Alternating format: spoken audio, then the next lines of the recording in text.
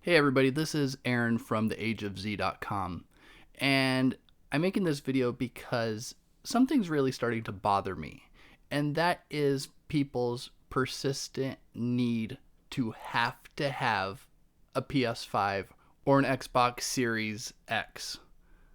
So I'm going to just kind of go over a few reasons why wanting one of those systems, or both of them if you're absolutely insane, is just a little nuts right now, especially in the climate we're in and how stock of both units is razor thin all around.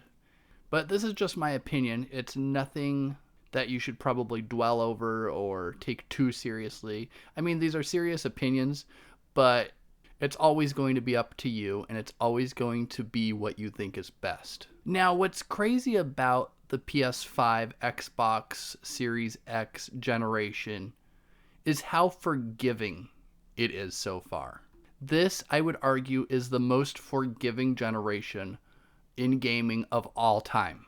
I mean, when N64 came out, when Xbox 360 came out, when all the new systems came out in the past, stock was still short for those, but if you noticed, most of the game developers gave up production on the past systems, the previous generation systems. Like when Super Nintendo came out, Nintendo didn't really make games for the Nintendo anymore. I mean, there's always a few stragglers, but for the most part, most developers, most publishers give up on the previous system and move on to the new systems, the next generation, the current generation really quickly. And so I see this generation with the Series X and PS5 as the most forgiving generation of all time. And the reason for that is because AAA games are still being pumped out for the PS4 and the Xbox One at an alarming rate. I mean, The Last of Us 2, that was put on PS4. They could have waited a couple months and put it on PS5. A lot of these games could have just been put right onto PS5 and Series X, but they didn't. And the reason why is because the install base of the PS4 and the Xbox One are so massive at this time that giving up those systems would just be suicide on the publisher and developer's end. I mean, they are giving up literally hundreds of millions of gamers so they can start producing for a system that has, what, 5 million, 6 million install base, whatever the numbers are at this time. They're not 100 million people. They're not 100 million gamers that are buying these games. So that's my first argument on why it's not a big deal to own one of those systems right now. My second argument is, what will you get out of them? You're going to get right now faster load times, extra shadows. I mean, is that really worth $500, $600, whatever it is after tax? Is that worth those extra shadows and a little bit of load time to go out and spend that money right now, especially when we're in the middle of a pandemic, or hopefully near the end of one? I mean, I'm gaming on my Xbox One X and my PS4, and yeah, there's load times in each game compared to the current generation of PS5 and Series X, but I mean, I'm not going to rush out and spend $1,000 for two systems just to save maybe, a minute total out of a 40-hour game. It's just not worth it. It's not worth the price of admission. The next thing I want to bring up is the lack of games for these current gen systems. There are barely any games for them. Like, what does Microsoft have? The Medium? And what does Sony have? Demon Souls? Sackboy? Or whatever that game's called? It's just not worth it. It's not worth going out laboring over finding these systems to play a couple games when your current systems can play all of these games except, 2 or 3. You get what I'm saying?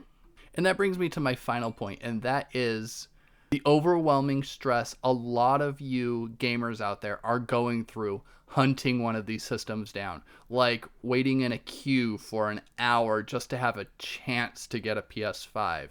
Or, storming your local Target to see if you can find a Series X. Why? So you can go home and play Miles Morales on a PS5? I'm playing it on PS4. I don't need to go running out, stressing myself out, possibly catching a virus. I don't need to be sitting online for hours on end, hoping to get a chance to get a PS5. It's just not worth the time. It's not worth the mental stress you have to go through to hunt one of these things down. Now, I'm sure Sony or Microsoft, they're not doing this on purpose. They're not making these consoles difficult to find because they're having fun making you guys stress out on getting one. They want to make a lot of money. So they would sell 1 million a day if they could. And eventually there's going to be enough for everybody to get, and you're going to look at it. You're going to see that gigantic wall-sized PS5 sitting on the shelf thinking, damn, I waited in 4 lines. I waited over 16 hours online, and I eventually got one. And it really, really, when you think about it, isn't worth all of that time spent. So for my advice, stick with your PS4 for right now. I'm literally playing all the games on a base PS4. I'm playing all of my Xbox One games on One X. And I'm having a blast doing it. I'm saving a lot of money. I mean, the money part isn't the part that bothers me, but it's just not worth the time and effort it's taking right now to get these consoles. So that's it from me. I gave all of my points. I gave my best arguments on why getting those systems right now is not worth it. When God of War comes out, sure, I'll get it. When the next Halo comes out, which I can play on One X, I may get it. But both companies and many, many other companies have already promised to be supporting last gen's consoles for a long time to come. Do you agree, disagree with me? Let me know in the comments below, and let's start spreading the word on getting people gaming again rather than worried about getting a damn console. All right, talk to you later. If you like this video, please hit the like button and consider subscribing to the Age of Z YouTube channel.